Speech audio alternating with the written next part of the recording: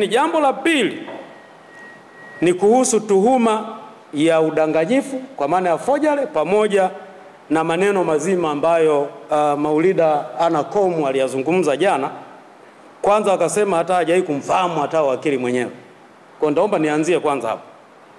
Kuhusu kufahamiana na Maulida Anna Komu, nafikiri ili ni jambo kwamba nifahamu ni jambo hapana la uongo. Maulida Komu kwanza ni moja ya watu ambao niliwahi kumfanyia dodoso cross examination wakati wa kesi ya kina Halima Mdee kwa muda mrefu. Kwa hiyo nilimhoji masaa mengi sana. Kwa at least kwa mara kwanza atakuwa nilifahamu kwa sababu tulishafanya hilo. Lakini kuhusiana na sakata sasa. Sakata hilo la waraka huu ambao umesema umefojiwa. Waraka huu ambao anasema ulifojiwa ulitengenezwa kwa maelekezo ya kwake yeye. Na ikumbukwe kabla hapa mimi sikuwa na mazoea na mheshimiwa Maulida Anna Komu. Kwa mimi niliweza kuunganishwa kwenye kesi hii kwa kupigiwa simu. Kuna wakili ambaye alitakuwa aende akashughulikia jambo lake ambaye akawa ameitwa kwenda kwake, wakili Garubindi, Gaston Garubindi. Sasa ikatokea bahati mbaya wakili msomi Garubindi hakuwepo.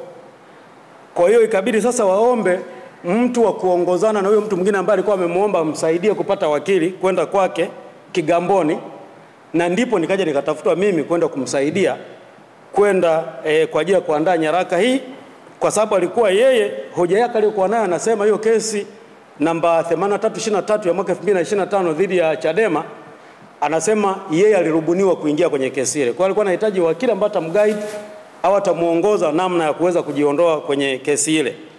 Na mtu aliyeomba kutafuta wakili kwa mara ya kwanza aliombwa naibu katibu mkuu wa Chadema Mheshimiwa Amani Golungwa. Baada ya Mheshimiwa Amani kuwa ameomba, kwa hiyo akaambiwa atafute wakili. Kwa hiyo Amani mtu wa kwanza aliyemtafuta alikuwa ni Mheshimiwa Gaston Garubindi wakili. Baada ya kuonekana Garubindi siku alikuwa amesafiri, Garubindi ndio akaniomba mimi kwamba muongozane na naibu katibu mkuu Amani kwenda kule Kigamboni kwa ajili ya kwenda kumsaidia huyo mama, mkamsikilize afu mkaone anasaidiweje kwenye jambo lake. Kwa mimi kwake nilikuwa sipajui kabla. Kwa hiyo tukaondoka, ilikuwa kati ya tarehe 6 au tarehe 8 mwezi wa 5. Tukaondoka, mimi nilikuwa ofisini. Kwa hiyo nakumbuka Mheshimiwa Amani alinipitia pale ofisini kwangu Posta. Baada hapo tukiwa na driver anaitwa Mudi kwenye gari ya Chadema, tukaenda mpaka Kigamboni, mtaa unaitwa mtaa wa Cheka. Pale ndio sehemu ambayo Maulida Komu anaishi. Kwa hiyo tukafika, kwanza yeye mwenyewe ndio alikuwa anawasiliana na Amani wakati tunaenda pale, kwa sababu kufika pale ni pagumu sana, ni sehemu ambayo kidogo imejificha. Kwa hiyo tulitembea, na tulipofika pale pana njia mbili kidogo zikatuchanganya, lakini baadaye kuna kijana alitumwa, ni kijana kidogo wa umri labda wa miaka 40 na kitu 50, akaja akasogea mpaka barabarani akatusogeza mpaka pale. Ni sehemu ambayo ina maji yanatuama mkipita. Kwa hiyo tukaingia, lakini mwisho wa siku tukafanikiwa kufika mpaka pale nyumbani kwake.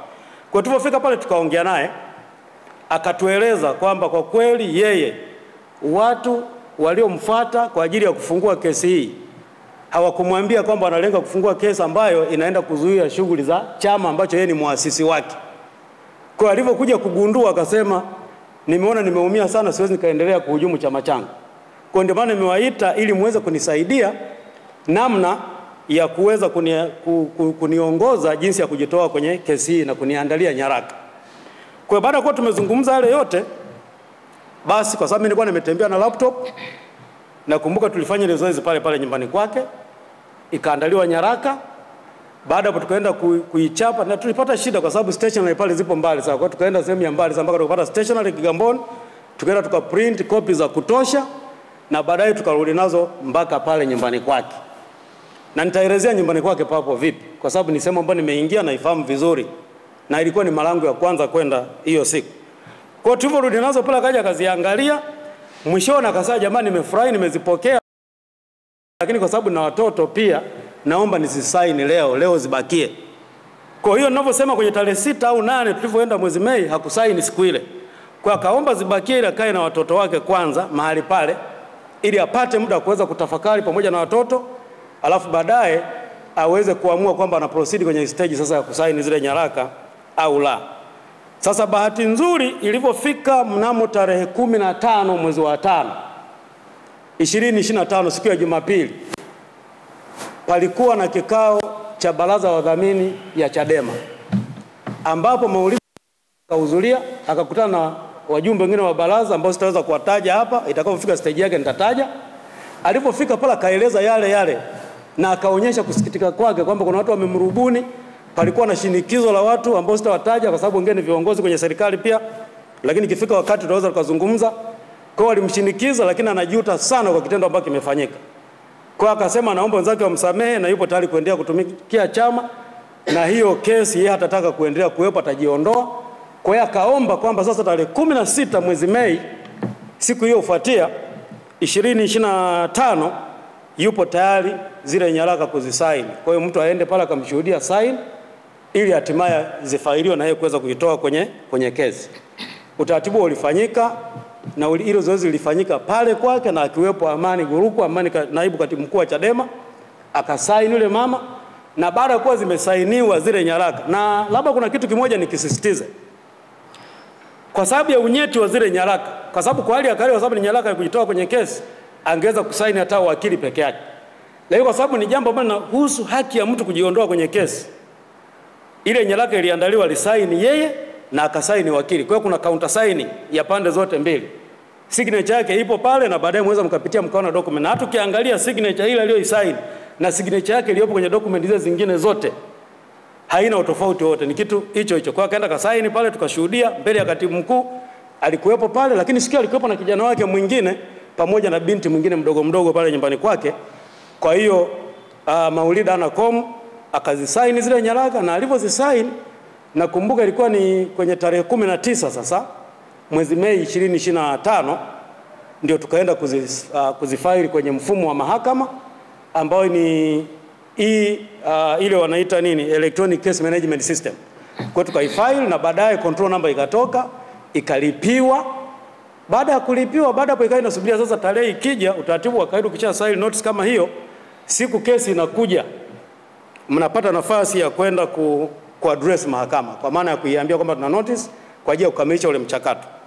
Kwa hiyo kiufupi, hayo ndio mambo ambayo yalijiri mpaka tunafika kwenye hatua ya kuwa na hiyo notice ambayo ilifailiwa kwenye mfumo ya Mheshimiwa Anacom kuweza kujitoa kwenye kesi ile.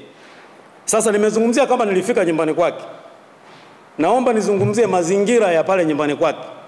Kwanza, kama nilivyosema, kabla hujafika nyumbani kwake, ukiacha pale barabara ya lami kubwa, kuingia kwake hapa kuna njia mbili ambazo zinaenda kukutana. Kuna sehemu kuna dimbwi la maji pale katikati, na ukifika pale kwenye dimbwi pembeni kuna mwembe mkubwa. Halafu nyumba yake ipo pale, ni nyumba ambayo haina rangi, ni nyumba ambayo imepigwa plaster tu ya zamani, na ina muonekano ule wa kizamani, sio nyumba ambazo zina paa ya kizamani, ambayo nyuma yake huku kuna migomba. Kibaraza kipo upande, nafikiri sasa sijui ndio kaskazini, kuna kibaraza pale kipo. Na ndani kwake tulivyoingia pale, ana makochi pale matatu yale ya kizamani kabisa, sio sofa. Halafu ana sofa la kukalia watu watatu jingine moja. Kwa ana makochi ya kawaida matatu, na ana sofa la kukalia kama watu watatu, yote hapo pale. Na ana TV flat screen ndogo moja ipo pale. Na ile sebule yake ilivyokaa, kuna kisehemu kama dining, lakini ni sehemu ambayo imekaa ni kama patumii kwa ajili ya dining. Kwa ni sehemu ambayo tulifika tunapajua vizuri, kwa sababu tulikuwa tumeongozana watu watatu. Kwa tulifika pale kati ya tarehe 6 mpaka tarehe 8, na baadaye tukuja tukafika wakati anaenda kusaini hizi nyaraka. Kwa hiyo kutokana na hayo yote, ni kitu ambacho kimepelekea mimi nikashangaa sana. Yaani mtu wa aina hii akasema kwamba hatufahamiani na mimi hanifahamu. Na nimeshafika kwake, mbele ya familia yake ipo pale, nimezungumza mpaka kwake. Mimi sikuwahi kuwa na mahusiano na yeye kabla. Maana kama tulikuwa na mahusiano, ungesema hapa nyumbani kwake nishafika na paelewa. Lakini mimi nimekwenda kwa hizi tarehe ambazo tumekwenda kusainisha nyaraka, ndio nilifanikiwa angalau kupata picha pale jinsi palivyo. Na nakumbuka tulishinda ile siku karibu siku nzima. Kwanza nilijisikia kuuma mpaka nikaenda kuna dispensary mitaa ya mbele pale, nikaenda kupata matibabu. Ile siku tukapita kuna sehemu pale kama kuna genge fulani, tukaenda tukachukua mpaka soda, ilikuwa jua linawaka sana. Kwa at least ni sehemu ambayo nikifungwa kitambaa nikitua pale naweza nika-identify vizuri na pafahamu vizuri sana. Na Mheshimiwa Anacom ni mtu ambaye namfahamu vizuri sana. Kwa hiyo ni jambo la ajabu sana kuona kwamba amefika mahala kaenda kakana nyaraka ambazo kimsingi alienda kazi sign na kupelekea kutanish image, ikaonekana kwamba mimi nimefanya vitu ambavyo ni vya forgery, jambo ambalo mimi sijawahi kufanya na siwezi kufanya. Ni mtu ambaye analinda reputation yangu kwa wivu mkubwa sana. Kwa ni mambo ya ajabu, lakini ambacho naweza kusema labda inawezekana yale mazingira watu ambao walikuwa wanampa pressure, ambaye alieleza kwamba kuna viongozi walikuwa wanampa shinikizo kwamba hakikisho kesi inaendelea. Mimi naamini hilo shinikizo bado lipo, ndio ambalo limesababisha baadaye mama mtu mzima ambaye mara ya kwanza alisema kabisa kwamba haweza kuhujumu chama, yeye ni muasisi, kwamba hataki kuendelea na kesi kwa sababu alikuwa ameshinikiza, kwa ameamua tena kurudi kule kule kwenye square one, sehemu ambayo alikuwa amekataa. Kwa hiyo ndugu waandishi wa habari, kwa kifupi hayo ndio mambo ambayo yamejiri kwenye sakata hili.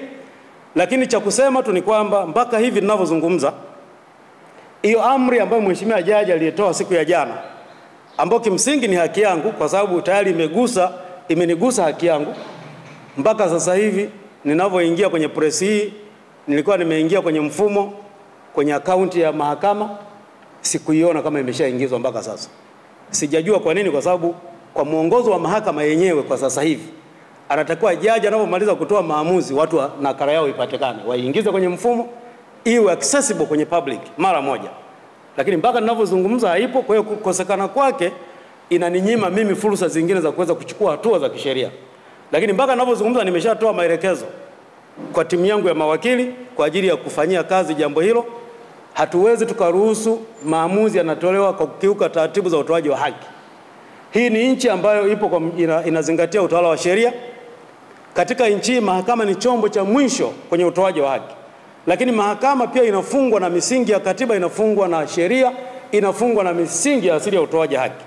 Kwa hiyo mahakama haiwezi kutoa maamuzi pia bila kutoa nafasi ya fair hearing, kwamba at least kila anayetuhumiwa aweze kupata nafasi ya kusikilizwa kikamilifu kama ibara ya 13(6)(a) inavyozungumza. Kwa hiyo chote ambacho kimefanyika jana kwa kweli imekuwa ni masikitiko, lakini niseme tu kwamba hili jambo nyuma yake ni jambo ambalo lina msukumo wa kisiasa, wala hakuna ukweli kwamba kuna forgery yoyote ambayo ilifanyika. Ile nyaraka ni nyaraka ambayo ni halali, ni nyaraka ambayo mheshimiwa Nakomu aliisaini.